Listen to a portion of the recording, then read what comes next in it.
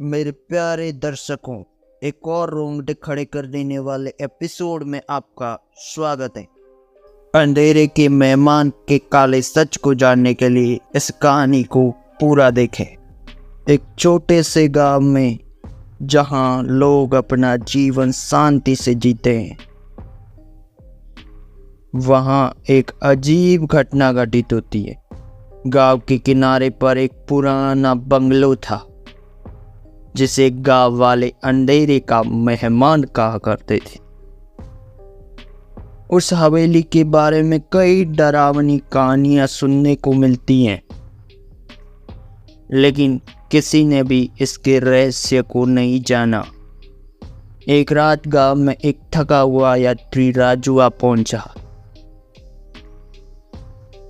उसे रात बिताने के लिए एक कमरे की जरूरत थी। सभी गांव वालों ने उसे हवेली में ठहरने की सलाह दी, ये कहकर कि कोई वहां नहीं रहता, वो हवेली एकदम सुरक्षित है। राजू ने हवेली की तरफ बढ़ना शुरू किया। जब उसने हवेली का दरवाजा खोला तो उसे एहसास हुआ कि कोई उसे पुकार रहा है। हवेली अंदर से बहुत ही भयानक दिख रही थी।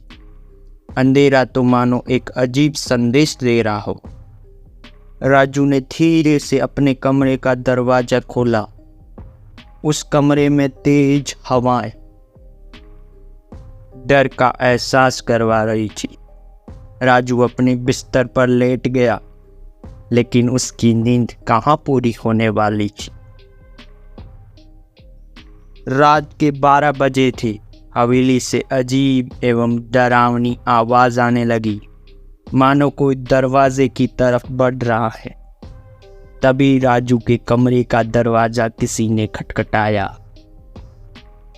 राजू ने अपने कमरे का दरवाजा खोला तो वहां कोई नहीं था, लेकिन वह महसूस कर सकता था कि कोई उसे देख रहा है। राजू इतना डर गया था कि वो जल्दी से अपने दरवाजे को बंद करता है और बिस्तर पर लेट जाता है। उसकी धड़कन तेज हो गई। राजू को नींद नहीं आ रही थी, मानो उसके सामने एक धुंधली सी परछाई खड़ी है जो उसे ले जाने आई हो। उसे एहसास हो गया था कि इस हवेली में कोई रहस्यमय शक्ति है। अब वो ठान चुका था कि इस रहस्यमय शक्ति का पता लगाएगा। राजू ने सोचा कि अगली सुबह वो गांव वालों से इस हवेली की कहानियां व अतीत के बारे में पूछेगा। शायद वे कुछ उसे बता पाए और उसे कुछ सुराग मिल पाए। सुबह जल्दी उठकर राजू गांव की तरफ रवाना हो जाता है। गांव के चौराहे पर कुछ बुजुर्ग लोग बैठे थे। वो उनके पास जाता है। दादाजी ने पहले तो उसकी बात को सुना और फिर धीरे से कहा, अंधेरे का मेहमान। दादाजी ने कहा, इसके बारे में तुम न जानो तो ही तुम्हारे लिए बेहतर है। जैसा कि लोग कहते, अंधेरे का मेहमान जो इस हवेली का मालिक था, वह बहुत ही स्वार्थी था। उसने अपने गांव वालों को बहुत हानि पहुंचाई थी। दादाजी ने बताया कि उसकी मौत कैसे हुई। उसके बाद से ही हवेली में अजीब अजीब घटना घटने लगी। गांव वालों का मानना है कि उन्हें रात के समय अजीब आवाज़ें व परछाई दिखाई देती, लेकिन कभी भी कोई ठोस सबूत नहीं मिला। राजू ने दादाजी से आग्रह किया कि वे उसे हवेली के पुराने रिकॉर्ड और दस्तावेज दिखाए। दादाजी ने पहले तो असहमति जताते हुए कहा, ये तुम्हारे लिए खतरनाक हो सकता, लेकिन राजू की जिज्ञासा और साहस को देखकर वे मान गए।